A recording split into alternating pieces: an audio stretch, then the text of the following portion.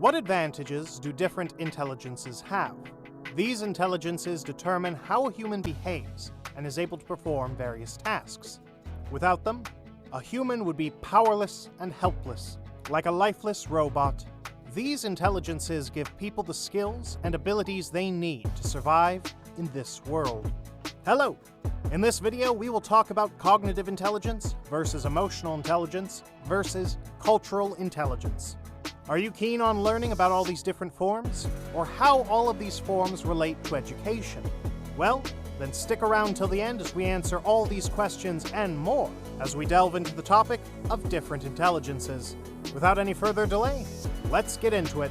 Cognitive intelligence. When we talk about cognitive intelligence, it mainly refers to the mental ability of a human to understand through thinking, experience, or senses. Cognitive intelligence is actually an ability of a person to properly process, comprehend, and manipulate information, or simply, the capacity to learn. Conversely, IQ is used to estimate a person's level of intelligence, usually measured by IQ assessments, which have been contested for being inherently culturally biased. Nonetheless, cognitive intelligence also includes things such as learning, memory, reasoning, and judgment. This intelligence gives a human the ability to solve various kinds of problems, even if they are unrelated to their prior expertise. Howard Gardner was the person who came up with a theory about cognitive intelligence. You can learn about these theorists and their theories in the other videos that we posted. It is also considered general intelligence, which is really essential for a human being to adapt and survive. Now, to explain it a little better, I will give some examples of cognitive skills. Critical thinking and problem solving. Languages. 3. Communication skills. Teachers have a significant impact on students' academic performance, and some teachers are undoubtedly more successful than others in fostering desired educational outcomes. A teacher's ability to comprehend students and use his or her own experience to teach them will be better the higher his or her cognitive capacity. They will be able to instruct the kids in the greatest way possible thanks to their mental faculties. They would be able to thoroughly comprehend various concepts on their own and then properly convey them to students. In reflecting on the role of cognition in their own life, teachers will be better suited to develop and teach exceptional various strategies to facilitate learning and agency for students. Emotional intelligence. Next, we have emotional intelligence. Our capacity to recognize, use, comprehend, regulate, and manage emotions is referred to as emotional intelligence. Some experts contend that emotional intelligence may be learned and improved, while others think that a person simply has a certain amount of it at birth. We are able to comprehend others, experience emotions, and react to them because of our emotional intelligence. Accordingly, there are 4 different levels of emotional intelligence: perceiving emotions, reasoning with emotions, understanding emotions, and managing emotions. There is no proof that there is a causal connection, but research suggests that those with high EQ have greater leadership skills, better mental health, and better job performance. EQ is commonly associated with empathy, since it calls for a person to relate their own experiences to those of others. It also has 3 different models. 1. Ability model. 2. Mixed model. 3. Trait model. Now, let me tell you what makes emotional intelligence so important. EQ allows you to build stronger relationships with others, as well as perform better at work and school, which allows you to reach professional and personal goals. Not only that, but it also helps a person to make informed decisions, which leads to greater success. How does it relate to education and to students? Different reports have revealed that emotional intelligence is as important as cognitive intelligence because when a student has EQ, they can deal with negative emotions better than others. Students are more likely to persevere and complete high school and college if they have emotional intelligence-related abilities, such as stress management. Additionally, they will be more socially adept. Teachers who have emotional intelligence additionally demonstrate the right concern for their students, and are much more likely to create the right socio-emotional learning environment for them. John Maxwell once said, "Students don't care how much you know until they know how much you care."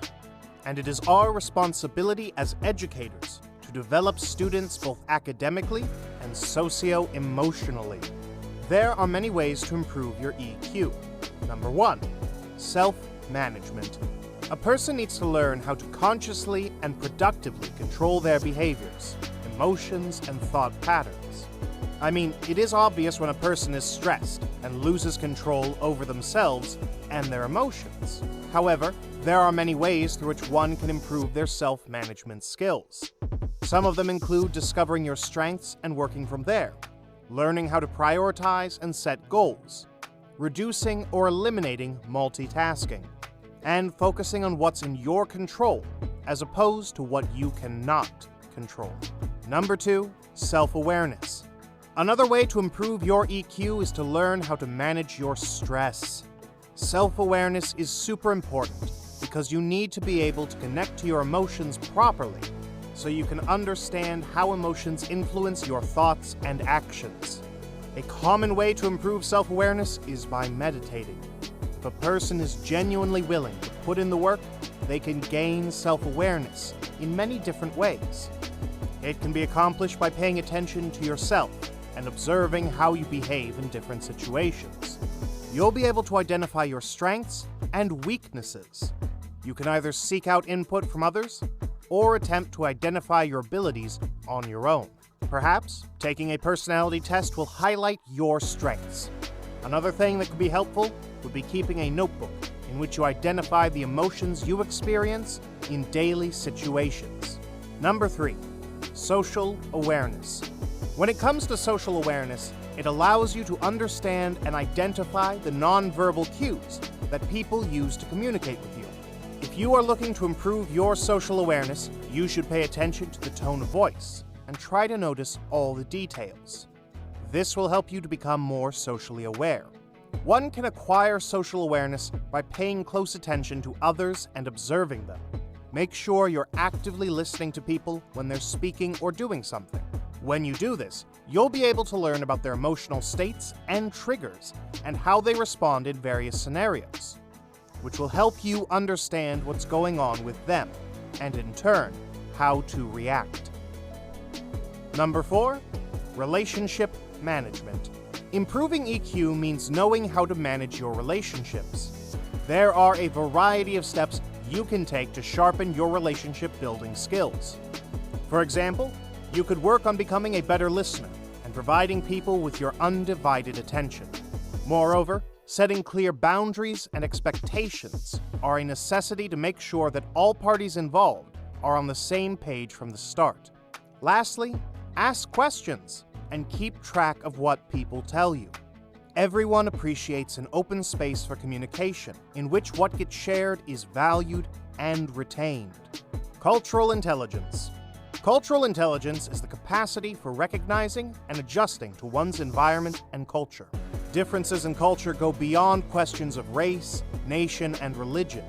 Many of us work in companies with younger or older employees who have very different cultural norms, presumptions, and attitudes than we do. Even within the same organization, cultural differences between teams and departments may exist. All of this suggests that we need to develop our capacity to comprehend and interact with a range of cultural norms. In this case, the cultural quotient, or CQ, comes into play. There are 4 components of cultural intelligence. 1. Knowledge. 2. Strategic thinking. 3. Motivation. 4. Behavior. In today's world, diversity is present everywhere. So it is necessary to have cultural intelligence in this era because it helps bridge the divides and the gaps that are present in an institution or an organization. Not only that, but when you embrace the various cultures and their viewpoints, it broadens your vision and helps in driving innovation. It also improves your decision-making skills and leads to higher productivity. Gloria Ladson-Billings stated, "A teacher with a high CQ is capable of empowering students intellectually, socially, emotionally, and politically by using cultural reference to impart knowledge, skills, and attitudes. In order to interact with and support all students, teachers must enhance their CQ. Engaging students in learning also requires an understanding of variations that may be brought by culture, family experiences, developed intelligence, and learning styles. Teachers must possess the capacity to pose delicate questions, pay close attention to students' responses, and thoroughly review their work. The teacher must comprehend the fundamentals of cross-cultural communication.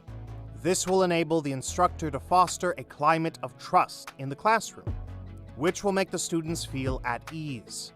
Likewise, children should be reminded that there is always something to learn from their new friends, regardless of who they are and what their country or culture is like. So, is one of these types of intelligences better than the others? The answer is a resounding no. Various studies and reports have revealed that there's a positive correlation present between the CQ and EQ, while EQ and IQ support each other in different ways. While they are individually great skills to cultivate, together they are powerful in creating a transformational learning environment. That is a wrap on this video. We hope you liked it, and if you did, make sure to press the like button. If you haven't subscribed already, make sure to subscribe to our channel to check out more mini lessons on educational topics. What type of intelligence is your strongest, weakest? What are you currently working on improving? If you have any questions or comments regarding different types of intelligence, make sure to write them in the comments section below. You can also tell us the topics that you would like to see videos on in our form in the video description. We'd love to hear from you. Thank you for your service, educators. Until the next time, adios. Bye-bye. Ciao.